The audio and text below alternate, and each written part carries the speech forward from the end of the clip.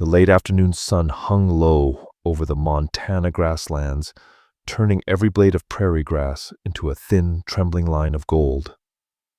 Ruth Wicks had been out longer than she meant to, gathering wild chamomile along the edge of the cottonwoods. She carried a small tin pail in one hand and her sewing scissors tucked into her belt, the way her father used to carry a knife, always ready, always careful.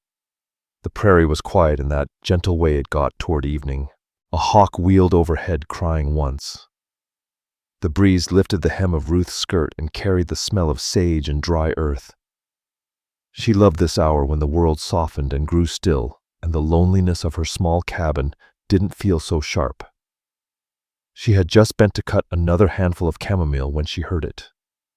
A crack of branches, a ragged breath, then tiny footfalls too light to be a grown man, too frantic to be an animal. Before she could stand upright, something collided with her legs. Her heart skipped. She gasped and caught her balance, looking down to find a boy no taller than her waist, clinging to her like a drowning child to driftwood. His small hands gripped the fabric of her skirt. With such desperate strength, she felt it through the cloth. His face was streaked with dirt. His hair tangled with burrs, and his bare feet were scraped raw. A thin line of dried blood lay across one cheek like a red-brown whisper. He breathed in sharp, panicked bursts, each one shaking his thin shoulders. For a moment, he couldn't speak. Then in a small voice that sounded torn right out of his chest, he whispered, "Please, please, save me." Something inside Ruth tightened. Not fear, but instinct. The same instinct that had driven her to hold wounded animals as a girl. The same instinct that had steadied her hands after losing her own mother years ago. She knelt slowly, careful as touching a broken wing. "Easy now," she murmured, brushing a thumb gently over his dirt-streaked cheek. "You're all right. You're safe with me." The boy shuddered but didn't pull away. His fingers curled deeper into her skirt as though she was the only solid thing left in the world. She wrapped her arms around him, feeling the trembling of his small frame settle. "What's your name, sweetheart?" she asked gently. "Nate." He gulped hard. "Nate," she repeated softly. "Let's get you out of this wind." Her cabin was a quarter-mile away, hidden behind a patch of tall grass and a cluster of pines her father had planted years before. It was small, weather-worn, and lonely, but it was shelter. And tonight, it felt like it was meant for more than one. Nate clung to her the entire walk back. She carried him part of the way when his legs began to wobble. He was light as a sack of flour, too light, she thought. A boy of his age should have the weight of mischief and good meals on him. Inside the cabin, the kerosene lamp bathed the room in warm, amber light. Nate blinked at the brightness, blinking fast, as though uneasy to it. She eased him onto a chair, fetched a basin of warm water, and knelt in front of him again. "Let's clean you up," she said gently. Nate didn't speak, didn't protest. He watched her as she washed his face, dabbed at the scratches with a cloth dipped in witch hazel, and combed the burrs from his hair. He flinched at first, then leaned toward her as though the touch itself was a comfort. When she offered him a bowl of warm broth, he held it with both hands, sipping greedily, broth dribbling down his chin. "How long were you out there alone?" she asked quietly. His hands froze around the bowl. "A long time," he whispered. "Were you traveling with someone?" she pressed. He nodded barely. "Your parents." At that, his throat bobbed and he looked out. "Mama's God." The simple, hollow sound of that word made Ruth's chest ache. She brushed a strand of hair from his forehead. "What about your father?" Nate's voice trembled. "I lost him. There was shouting, smoke, people fighting. I ran, but I couldn't find him again." Ruth's breath caught for a moment. The prairie had been restless lately. Rumors of fights between Apache families and mounted hunters, clashes no one in the nearby town cared to understand. It wouldn't be the first time a child got separated in the chaos. She knelt and wrapped her arms around him again. Nate leaned into her, small and shaking. "You're safe now," she said. "You'll stay here with me until we figure out where your father is." Nate hesitated, then whispered against her shoulder, "Are you my mama now?" The question hit her like a quiet, devastating blow. Ruth had no children. She'd once dreamed of them. Long ago, before life peeled those dreams away, piece by piece. But hearing this small voice ask her, she couldn't bring herself to answer no. She pulled him closer. "I'll take care of you," she whispered, "as long as you need me." Nate's breath steadied slow and warm against her neck. He held her with the kind of desperate trust that only children and the wounded could give.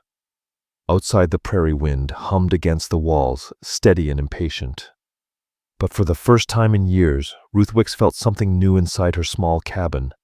Something soft, something bright, something like the fragile beginning of a family. She didn't know that in a few days, a man would appear on her doorstep, dust-covered, lost, and carrying the same grief that haunted the boy now sleeping in her arms. She didn't know that the moment she found Nate was the moment her life changed course forever. But the prairie knew. It always did. 3 mornings passed. The prairie had turned softer in those days, as if it understood something fragile was trying to take shape in Ruth's cabin. Nate slept curled against her old patchwork quilt, woke, calling her mama without hesitation, and followed her like a shadow through each hour of daylight. Ruth knew better than to let her heart attach so quickly, but Nate made it impossible not to. He was quiet, gentle, always reaching for her hand as though afraid she might vanish like smoke. She had promised to care for him as long as he needed. She just hadn't expected how much she needed him to. By the 4th morning, she was mending a tear in Nate's shirt beside the outdoor wash basin, humming under her breath. The sun was a pale gold disk rising on the horizon, dragging long shadows across the tall grass. A cool breeze moved in thin waves along the prairie. For a while, everything felt calm enough to believe danger couldn't reach this far. Then she sensed it, a shift in the air, a presence. Something or someone was approaching. The hair along her arms lifted. She lowered the shirt she was stitching and scanned the open field, stretching beyond the line of pines. At first she saw nothing but the usual sway of grass. Then slowly a lone figure emerged through the haze of morning dust. A minute. Tall, lean, and walking with a stagger that spoke of exhaustion deeper than hunger. His clothes were rough, worn buckskin, streaked with dried mud and ash. His long black hair was pulled back with a strip of hide, and his skin was coated in the red dust of the plains. A bow hung across his shoulder. A knife glinted at his belt. Everything about him carried the weight of someone who had lived hard for too many days in a row. Ruth's breath tightened. Nate. She stepped instinctively in front of the wash basin, blocking the view of the doorway. The man kept walking silent, steady, eyes focused on the cabin like a compass needle drawn north. He stopped 15 yards away, chest rising and falling with slow, controlled breaths. "Woman," he said, voice low, rough as gravel. "I seek a child." Ruth clenched her hands. "What child?" The man lifted his chin. "My son." And before she could speak another word, the cabin door swung open behind her. Nate stepped outside, rubbing sleep from his eyes. The man's breath caught. A tremor rippled along his jaw. "Nate," he whispered. Nate froze as if the sound had struck him like a blow. His eyes widened, recognition flickering, then fear flooding in. The boy stumbled backward until he hit Ruth's legs. "Mama." Ruth crouched and wrapped both arms around him. "It's all right, sweetheart. I've got you." The man took a single step forward. Nate cried out and buried his face in Ruth's apron. That stopped the man cold. Ruth rose slowly, not releasing the boy. "You're his father." The stranger swallowed hard. For a moment he seemed unable to speak. "Then yes, my name is Talon Hawk." He pressed a hand against his chest. "I lost him in the fighting last month. The night hunters came. Men wearing coats stitched with wolf fur. They attacked without warning. I thought..." His voice strained. I feared my boy was dead. Nate trembled harder. Even without words, Ruth felt the child's terror like a pulse under her palm. Whatever had happened that night had carved itself deep inside him. Talon tried again. Quieter. Son, I have come to take you home. Nate shook his head violently. No, I want to stay with Mama. I want to stay. His fingers dug into Ruth's waist. Please don't make me go back. The man's expression tightened. Guilt. A father's helplessness battling a warrior's endurance. He exhaled long and slow, steadying himself. Ruth stepped slightly to shield Nate, though she didn't feel Talon meant harm. She looked him in the eye. He's been through a terrible fright. He came to me filthy and starving. He could barely speak. Whatever happened that night. Her voice softened. It still lives in him. Talon Hawk murmured, his voice laced with sorrow. He bowed his head, shame flickering in his dark eyes. I didn't choose to lose him, he said softly. Chaos split the ground beneath us. Smoke. Screams. Horses running wild. I turned once he was there. Turned again. He was gone. Nate clung harder to Ruth's side, shaking. A gust of wind swept between them, carrying dust and the scent of dry sage. Ruth sensed the truth. Talon wasn't a threat. He was a father who had nearly drowned in fear. You're welcome to stay a while, Ruth said quietly. At least until the boy stops shaking at the sight of you. Talon hesitated, glancing at her cabin, then out at the wide openness around them. It's dangerous for me to be anywhere, he said. Hunters track me. Men with rifles. They blame my people for blood that wasn't ours. Then all the more reason you should rest here, Ruth replied. You're wounded, exhausted, and alone, and Nate needs time. Nate peeked out from behind Ruth's skirt, his eyes still wet. Talon's gaze caught on that fragile face, his son's face.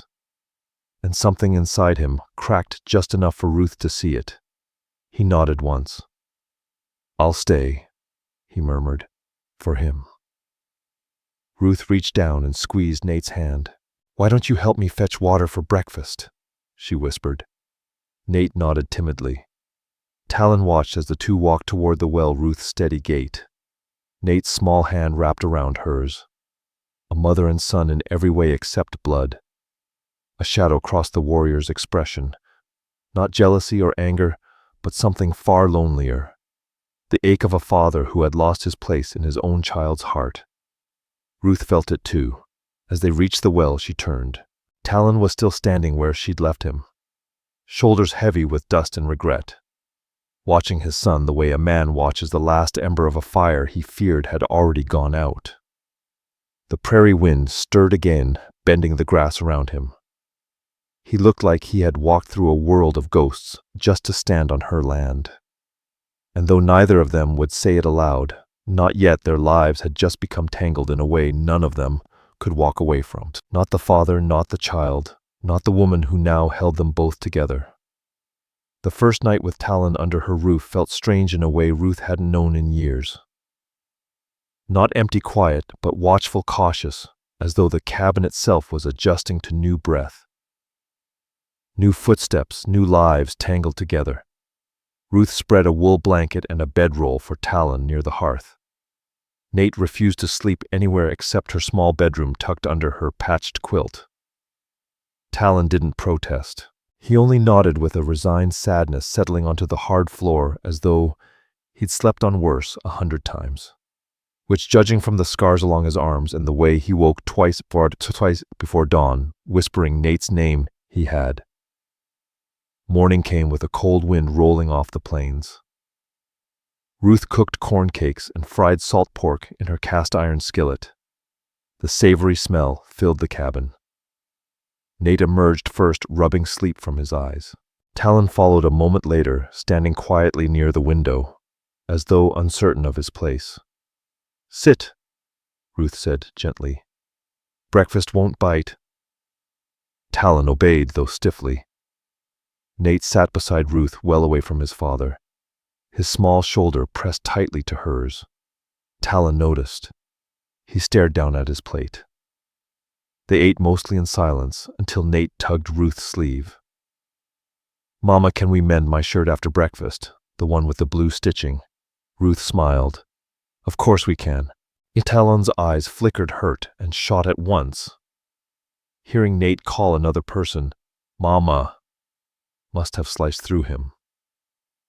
Ruth felt that ache too, but Nate had clung to her with desperation, more than affection. It was survival. She couldn't force him to let go. After breakfast, she set Nate's shirt across her lap and began working a needle through the torn seam. Talon stepped outside, chopping kindling with precise, deliberate blows. Ruth watched him through the open door. The way he swung the axe, the tension in his shoulders. The way he glanced toward the house every few minutes, as if to make sure Nate was still there. Nate watched him too, peeking through the doorway but retreating quickly, whenever Talon looked back. By mid-morning, Ruth had a thought. "Nate," she said softly, "would you like to help your father stack firewood? He could use an extra pair of hands." Nate bit his lip and shook his head. Ruth didn't press. Hailing couldn't be forced. So she tried something else. At noon, she brought the men lunch, outside corn cakes and dried cherries. She placed the tin plates on the porch rail. "Nate helped me make these." Ruth said, her voice a little louder than usual, making sure Talon Hawk could hear. Talon gave Nate a small smile in return. "My mother used to make corn cakes like that," he said. "Haven't had them in years." Nate glanced up, not quite looking at his father. "But Mama makes them better," he mumbled. Talon didn't argue.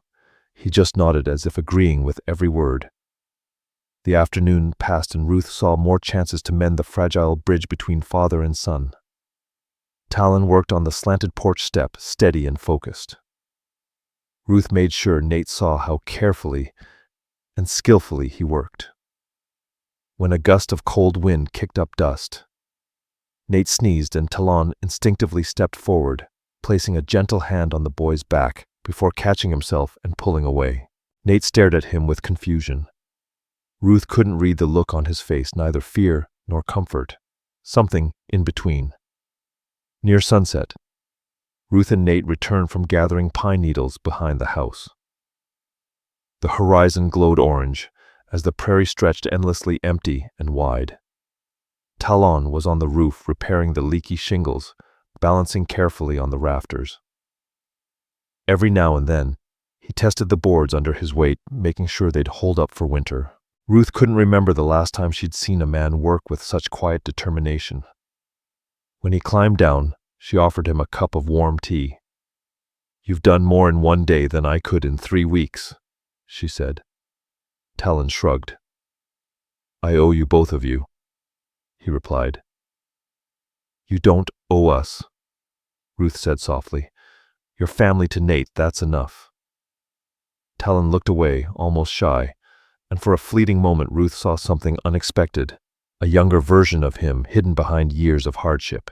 Later that evening, after supper, Nate sat near her on the rug while she sorted through fabric scraps for sewing. Talon sat across from them, sharpening a small knife on a wet stone with practiced rhythm. Ruth noticed Nate's sneaking glances at his father, curious, wary, uncertain. Talon finally broke the silence. "I used to tell you stories at night," he said softly, his eyes fixed on Nate. "About the mountain lions near San Carlos, and the big river turtles." Nate stiffened. Ruth placed a gentle hand on his shoulder. Talon's voice dropped to a whisper. "I didn't stop loving you, son. I just lost you." Nate blinked rapidly, the memory stirring something deep inside him. His hand inched a little closer to Ruth, but then stopped halfway, trembling in the air. Ruth cleared her throat and gave him a small nudge. "Why don't you sit here between us?" she suggested. "That way no one feels left out." Nate hesitated, then scooted forward, positioning himself in the small space between them. He didn't lean on Talon, but he didn't lean on Ruth either. He just sat there, breathing a little easier. It was a beginning.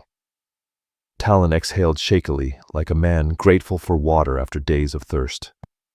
He reached into his pocket and pulled out a small, carved wooden figure of a coyote, its edges smooth. "I kept it," he said quietly. "Thought maybe you'd want it back." Nate took it carefully, like holding a fragile memory. "Thank you," he whispered. Ruth smiled softly. That night when she tucked Nate into bed, he whispered, "Mama." He didn't look so scary today. Her heart lifted. No, sweetheart, he didn't. Back in the main room, Talon sat by the dying fire, watching the flames dance in the cabin window. Ruth leaned against the doorframe. "You're doing well," she said softly. Talon gave a half smile. "He's been with you long enough, he's forgotten my face." Ruth chuckled gently. "No, he just needs time." Then she added teasingly, "Besides, you still look plenty handsome. Not the way an old scarecrow would." Talon stared at her in quiet surprise before real laughter escaped him, a warm, rich sound that filled the cabin. For the first time, Ruth let herself imagine it. A life not spent alone. A life where two others filled the quiet with warmth. And outside, beneath the prairie moon, the wind carried that new, fragile hope across the open land.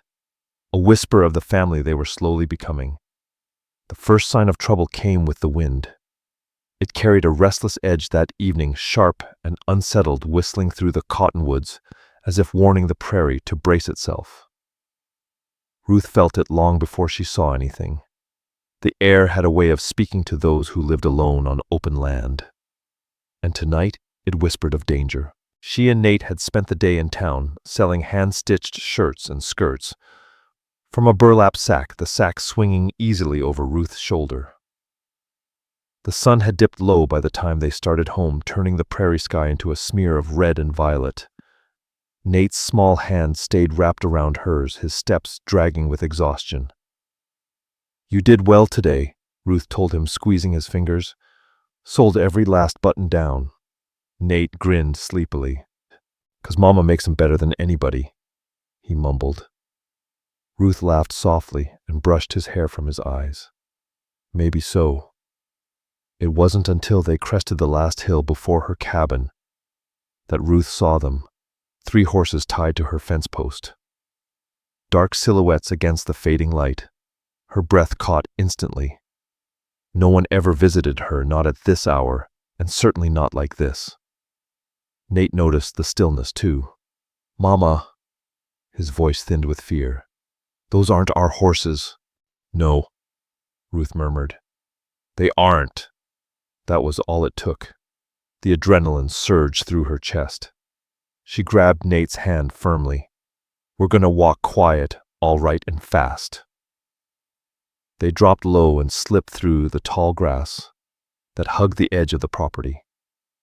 The closer they came, the more Ruth spotted boot prints by the porch shadows, moving behind her curtains, the metallic gleam of a rifle barrel catching the last streaks of sunlight. Her heart sank. The bounty hunters had found them. Nate clung to her skirt.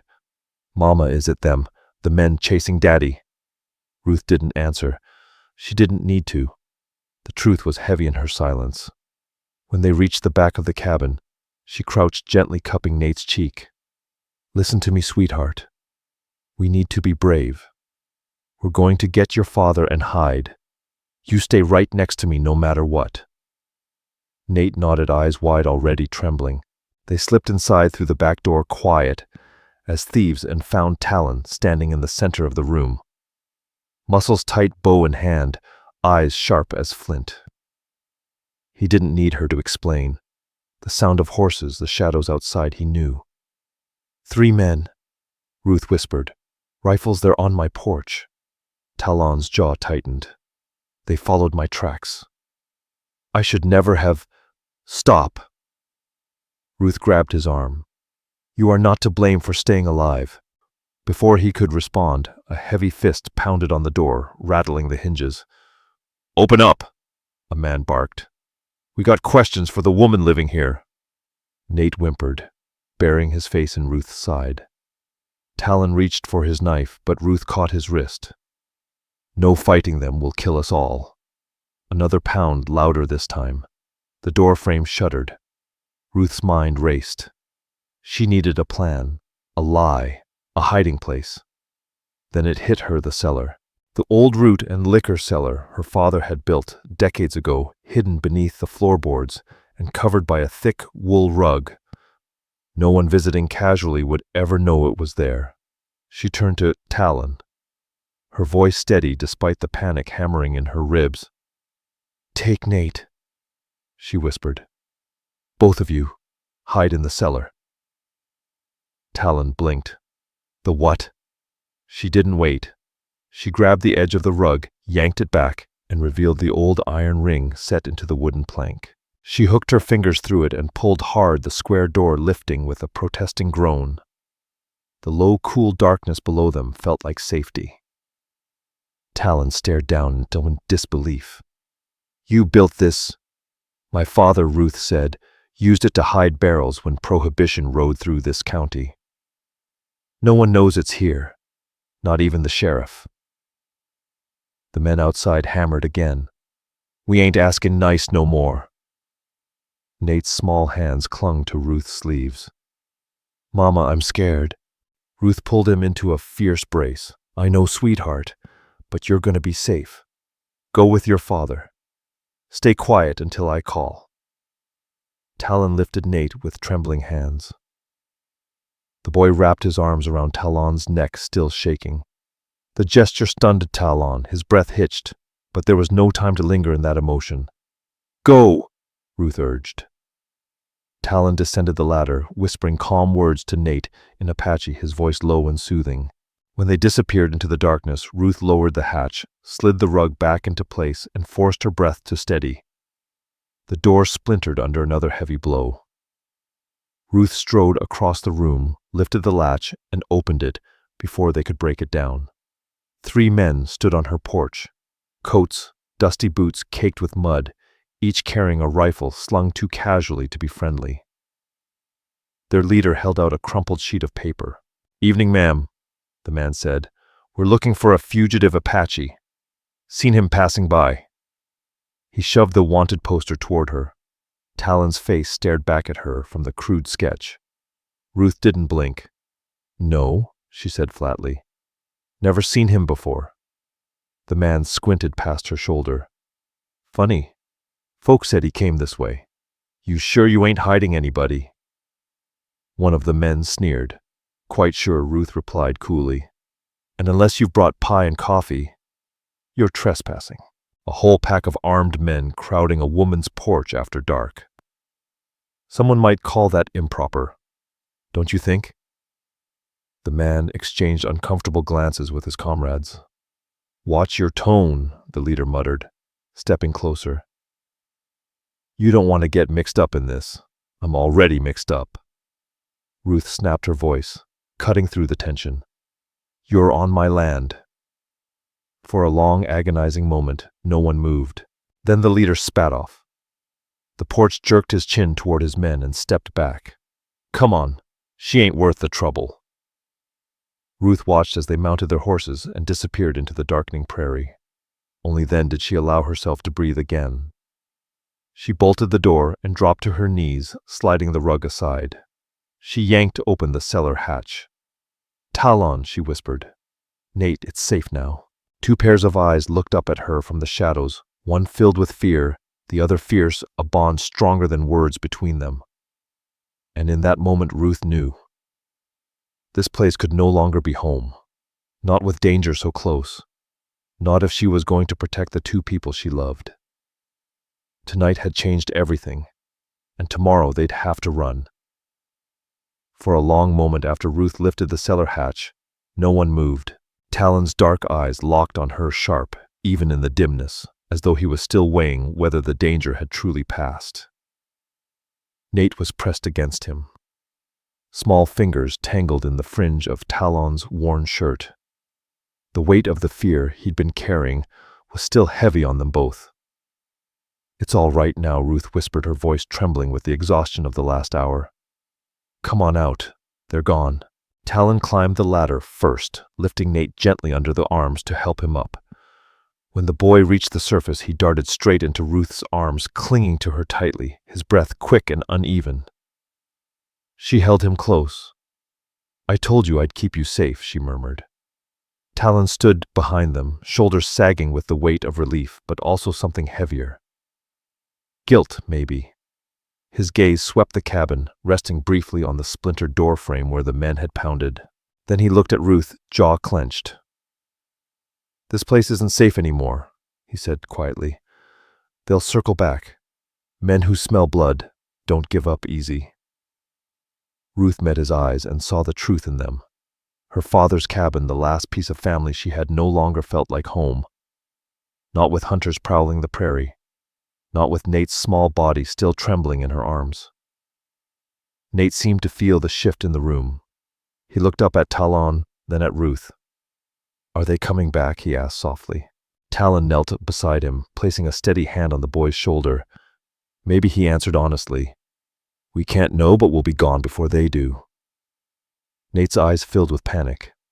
He turned to Ruth, his voice breaking. "We're leaving. All of us." Ruth brushed a thumb across his cheek. "Yes, sweetheart. All of us." Talon exhaled through his nose, then looked at Ruth again. Hesitation flickering in his gaze. "I can't ask you to come. I've brought enough danger to your door." "You didn't bring danger," she replied firmly. "Danger already lived on this prairie. You only brought a reason worth fighting for." He stared at her for a long moment, the flames from the fireplace reflecting in his eyes. "You don't have to give up your home, your land, everything your father built." Ruth swallowed past the lump in her throat. A home isn't wood and nails. It's the people under its roof. She looked down at Nate, who clung tightly to both of them. "And my home is here." "With us?" Talon asked quietly. She met his gaze without flinching. "Yes, with you." Nate exhaled a shaky breath of relief and wrapped both arms around their necks at once, small but fierce, as if he could hold them, together by force alone. Talon placed his hand on Nate's back, his voice cracking slightly. "You saved our lives tonight," he said to Ruth. "Both of us." She shook her head. "We save each other. That's how families survive." The word family settled over Talon, like a warm blanket, something unfamiliar, fragile, precious. His lips parted slightly, as if he wanted to say something else, but no words came. Instead, he rose and walked to the window, peering out at the dark prairie. The wind had picked up again, tugging at the grass with a restless hand. "We need wheels," he said. "A wagon if we can get one, and a horse that can handle rough country." Ruth stepped up beside him. "Luke Mason rents out horses and buckboards near the edge of town," she said. "I've mended his wife's dresses, so he trusts me." "He'll trust you less if soldiers show up asking questions," Talon Hawk said. "Then I won't give him time to think." Her voice hardened with resolve, surprising even herself. "We go tonight." Talon blinked, almost startled by the steel in her voice. It reminded him briefly of Apache women, unyielding in quiet ways, fierce when pushed. He nodded. "We'll take what we can carry, only what matters." The three of them worked in silence, moving through the cabin with the reverence of people touching a memory for the last time.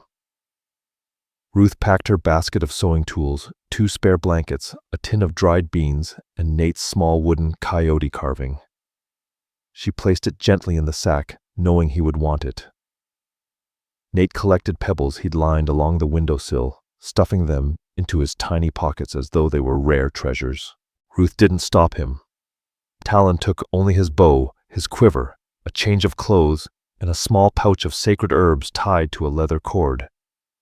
Everything else he left without hesitation.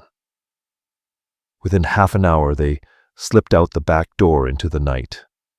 The sky was black and wide, split with streaks of lightning far off toward the Badlands. The wind tasted of rain. "We don't have much time," Talon said. And he was right. Rain came suddenly on the prairie. By the time they reached Luke Mason's barn on the outskirts of town, thunder rolled across the plains in deep, earth-shaking waves. Ruth knocked sharply on the barn door. Luke opened it, rubbing sleep from his eyes.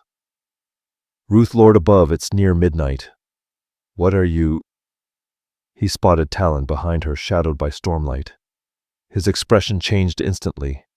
Ruth stepped forward before fear could bloom on Luke's face. I need a wagon. Tonight.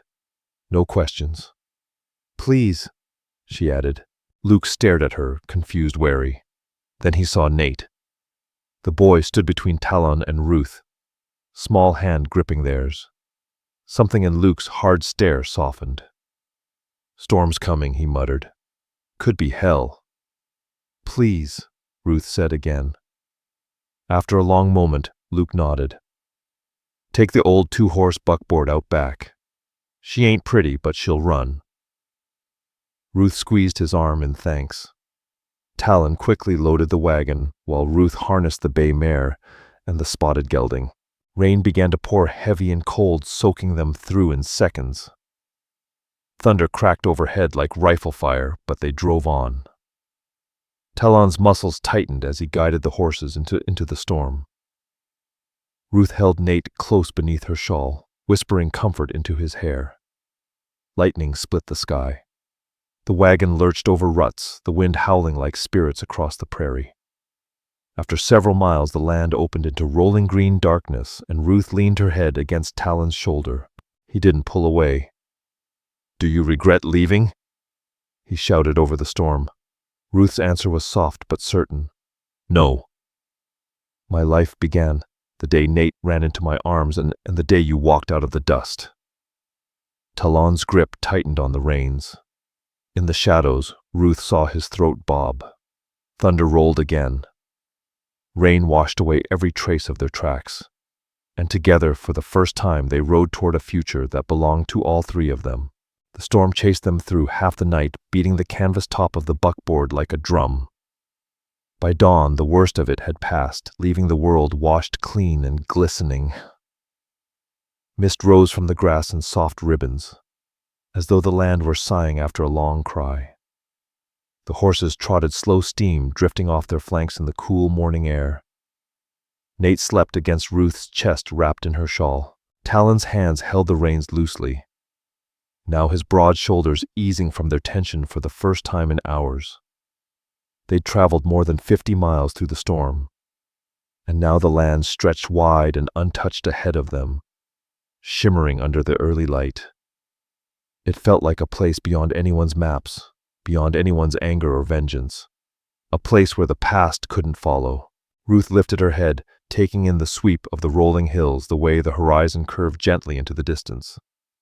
It's beautiful, she murmured. Talon glanced at her. This is good land, wild land. Hard for anyone to track us in.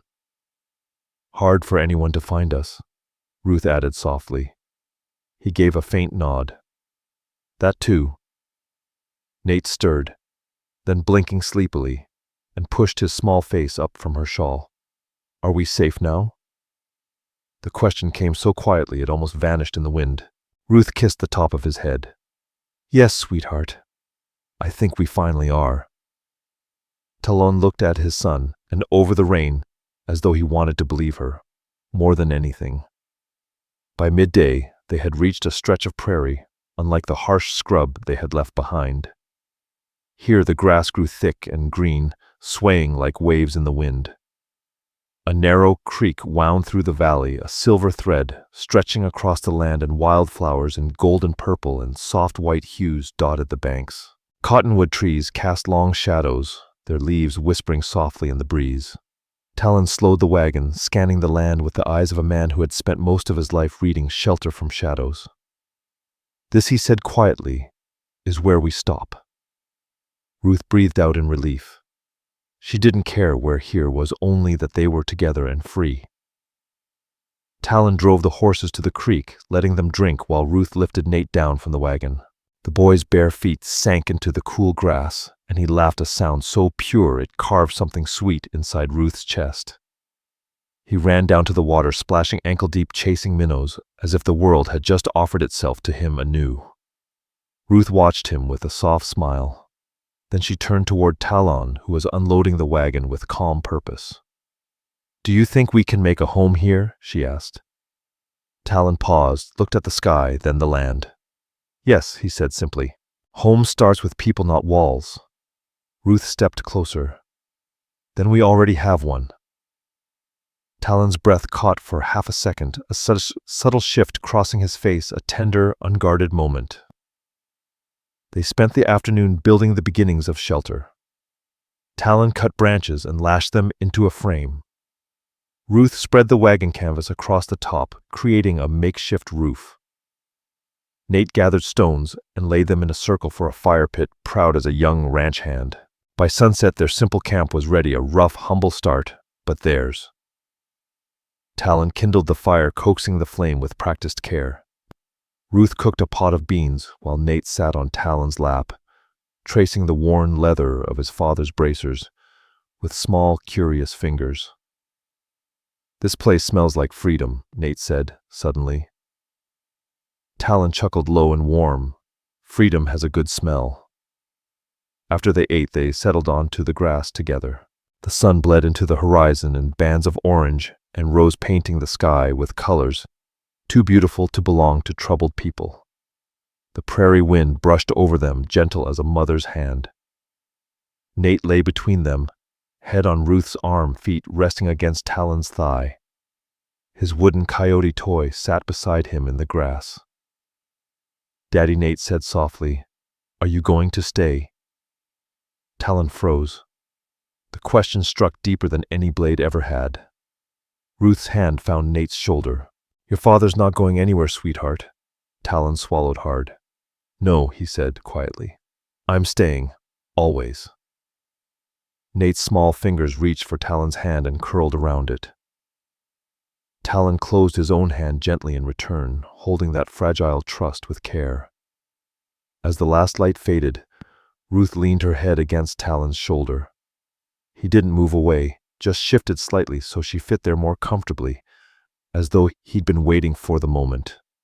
"You solved," he said softly. Ruth smiled against the fabric of his shirt. "We saved each other." For a long while they said nothing else. No words were needed. The land, the river, the wide open sky, they held all the space in the world for silence. Nate fell asleep. First face, relaxed, breath, slow and easy. Talon lifted the boy gently into the shelter, laying him beneath the warmest blanket they owned. Ruth followed, brushing a stray curl from his forehead. When they stepped back outside, dusk had gathered fully. Stars pricked through the darkening sky. Ruth slipped her hand into Talon's. He looked down, startled at first, then let his fingers intertwine with hers. "Do you ever regret leaving anything behind?" she asked. Talon shook his head. "No," he said. "Everything I need is right here." The wind rustled the tall grass around them, whispering secrets. Only the prairie understood. And beneath that vast Montana sky, with the earth smelling of rain and wildflowers, the three of them began the quiet, steady work of building a life that finally felt like home. Beneath the endless sweep of prairie sky, the small family they'd fought so hard to become grew roots stronger than any storm that had chased them. And in that quiet valley of grass and sun, their story found both its ending and its beginning. If you enjoyed this tale, please hit subscribe, like, share, and leave a comment so I can keep creating more stories like this. Thank you all for listening.